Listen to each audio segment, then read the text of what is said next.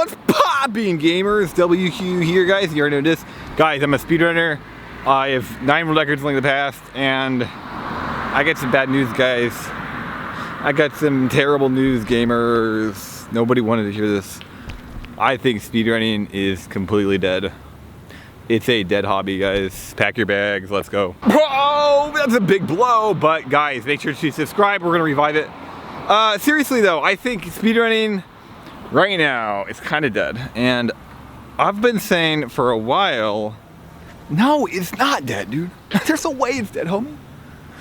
Why did I change my mind, bro? Okay, so there's been one guy in my Twitch chat. He keeps going on about how he keeps asking me, is speedrunning dead? Is speedrunning dead? And I always say, no, it's not dead, guys. It's just competitive speedrunning. Competitive speedrunning is definitely dead. Okay, there's no question about that. But generally, no, it's not dead, guys. Okay, I was speedrunning A Link to the Past to 19 people earlier, and on one of my best runs ever. And I think I streamed for 2 hours and 0 people talked to the stream. And I'm usually putting this on myself because I'm all about self-development. I realized, no, actually, the hobby's just dead. Like, nobody cares about the actual hobby, speedrunning. It's completely done. What you see on Twitch is streamers are happening to be playing a game with a timer. And if they do it for a while, they get decent at it. And the old speedrunners, if they either adapted or they stopped speedrunning. A lot of these guys adapted and they became entertainment streamers. There is absolutely no value in competitive speedrunning if you're trying to do anything for yourself, like build a brand or anything. It just doesn't exist. Look, guys, a lot of you guys don't want to hear this. There's gonna be a day when somebody beats the 120-star world record and he has less than 1,000 followers and gets about 20 viewers per stream. That's gonna happen someday. Every other speedrun that happened to, that inevitable slow death happened to every other game. It's going to happen to Mario 64 one day as well, and it's like, I hope that's not the case, right? Isn't that the goal of people like me who are competitive? I'm trying to win, I'm trying to get world records. I'm not trying to, well, I am trying to have fun, actually. I'm trying to have more fun lately too, because, you know, but, well, because you can't make money streaming. There's no money in competitive speedrunning. What's poop? What's up, gamers? WQ, guys. Okay, there's 2 reasons I think speedrunning is dead. Now, I think really what's going on with speedrunning, it's not dead necessarily, it's shifting. The audience is shifting, and so what used to be relevant in speedrunning, such as speedrunning, you know, the hobby itself, like getting a world record or PBing, that has no value. That's completely irrelevant. What has value is entertainment value. And quirky did you know stuff, right? Top 10s. That has value now.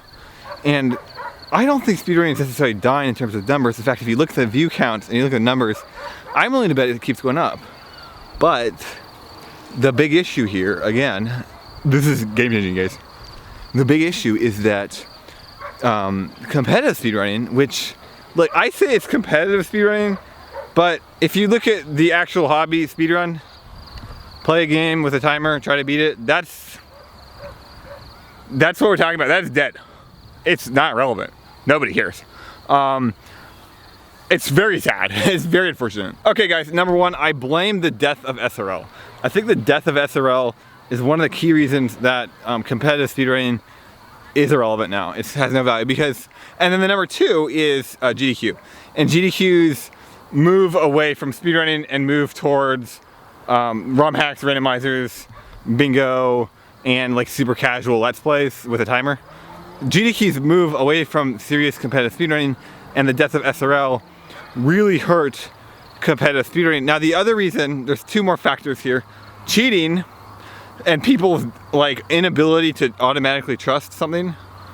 That's a huge factor. And then the other factor is there's no support structure for speedrunning.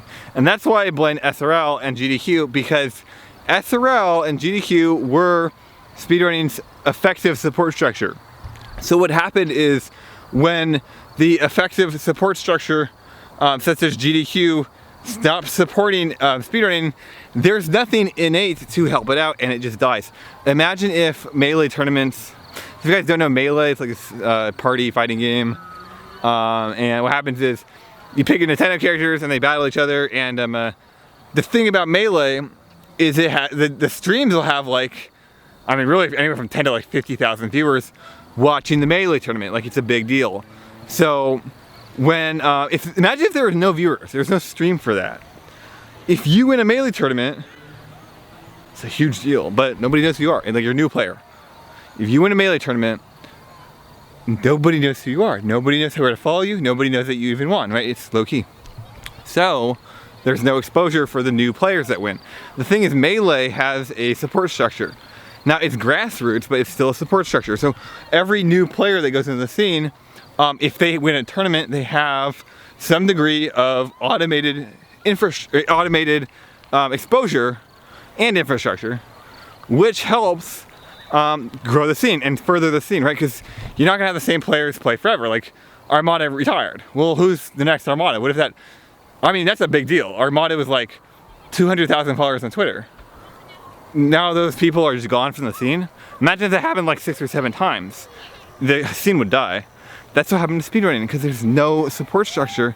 Now, in regular things like the NFL and the NBA and the NHL, there's these tournaments and there's these you know, TV televised broadcasts. It's the same deal, and there's money. There's default money. So Melee doesn't have the money aspect, which is an issue, and you do see problems there. But the thing is, in things like the NBA, there's not only is there money to support the players, but there is exposure to make the players relevant and interesting. So it's this endless cycle. In speedrunning, if you get a world record in a relevant game, you're irrelevant. There's absolutely no money and there's no support structure. Nobody knows who you are. Yo, what's up, mate? Gamers, make sure to sign up, squad up, yep. Here's the thing, gamers.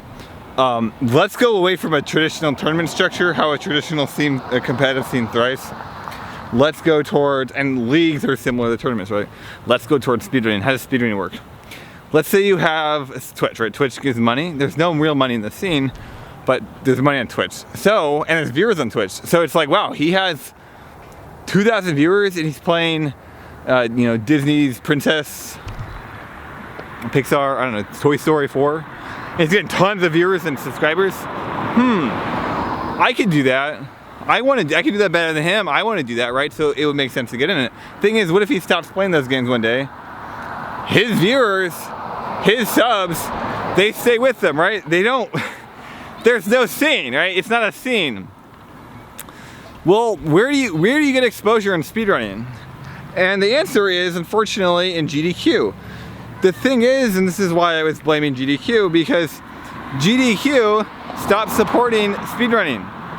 What GDQ does now is supports itself, but they don't care about speedrunning. They care about randomizer, bingo, ROM hacks type stuff. So, for example, in Link to the Past, if Link to the Past, for some reason, is not at a GDQ, it really hurts the Link to the Past scene.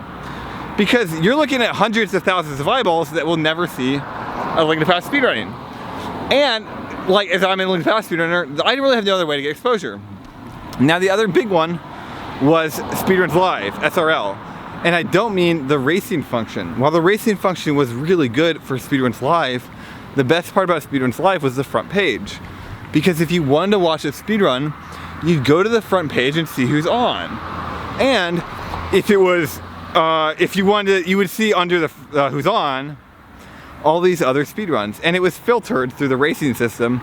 So usually they were real speedrunners.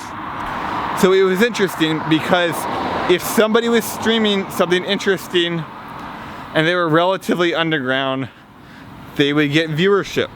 They could climb up through the rankings, right? And there was total viewers as well.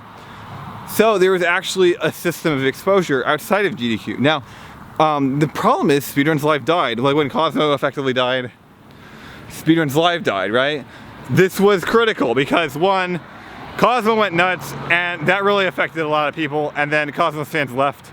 Or a lot of them just moved on to Clint Stevens and ZFG. But truth is, yeah, it really clearly affected how people perceive the hobby. And then the second one is that Speedruns Live died. It really lowered the exposure of the runners. Same with GDQ. When GDQ really stopped supporting speedrunning, well, there's no way to really get viewership. There's no way to get out there, get your name out there, to get interest. Now, what if you're allowed in the GDQ? You have a huge advantage. But again, the issue is there's no real support system and support structure. Most people who get into GDQ, I've noticed, they usually just become streamers and stay very low-key about their opinions, and they're just purely a stream persona. And then GDQ's like, great, let's put this run in, and then they'll never do it again. So the GDQ thing right now supports streamers. It for sure supports streamers, but speedrunning and speedrunners and the scenes, the micro scenes of the games, that's dead. That's completely dead. Yo gamers, my battery's about to die, so we're gonna wrap this up, but I love you guys. Hope you're doing well. Hope you guys are thrilled to live. Hope y'all are feeling alpha as heck. Earlier what happened on stream, dude, I literally felt like it's humiliating. It was painful. It was horrible. I don't ever want to do that again. Link to the Past, Speedrunning Link to the Past is a complete dead end. It's a complete dead end, and I'm not a dead end person. I'm a forward thinker. It's called alpha gaming, guys. It's the opposite of a dead end system, and speedrunning that game is a dead end, and it's like, shoot. And I felt it. During the game, I felt it. And that's why I quit. That's why I quit back in May. It's this feeling, dude. I'm just absolute, like death. And not a good feeling, but you know, I'm thinking about it, like, I think speedrunning's like, yeah, it's dead. I mean, let's go back to what I was saying. Oh, you can go, dude. This car is trying to trip me, bro. If I make a if I make a YouTube video, guys, I can't cheat in it. So you're seeing a lot of success on YouTube speedrunning videos, right? There's no cheating. You're seeing a lot of success in a randomizer, right? Because guess what? It's for fun. It's not competitive anyway. It's just for fun. You're seeing a lot of success in individual streamers that speedrun variety speedrunning. They're not competitive about it anymore, right? Because guess what? They're your friend. It's their job. They would never cheat. Like, okay, yeah, it's different. So it's like the competitive value, and right now it's still okay, still acceptable. But what you're gonna see over the next 5 or 10 years, and it's what I've had to see in the past 6 years, new runners that come in are going to be smaller and smaller and smaller, and eventually, I mean, the third place in 120 star right now, I think he has 7,000 Twitch followers, or like 9,000 followers on Twitch, which is incredibly low for how good he is, and he's been playing for like 2 years. And like I say, like 9K, he had 3K a few months ago. Like only recently, because there's no exposure. There's no way to get exposure in speedrunning. It's very hard. He's been getting more exposure recently because he got second place, and now he has third, which is ridiculous. I mean, it's an incredible achievement. It's an absolutely incredible achievement. Nobody knows who he is, and it's like, wow, dude, wow, shoot, shock, crazy. Anyway, guys, I gotta go. My battery is dying. Look, I need to speedrun because it's like my job basically. So I need to stream, but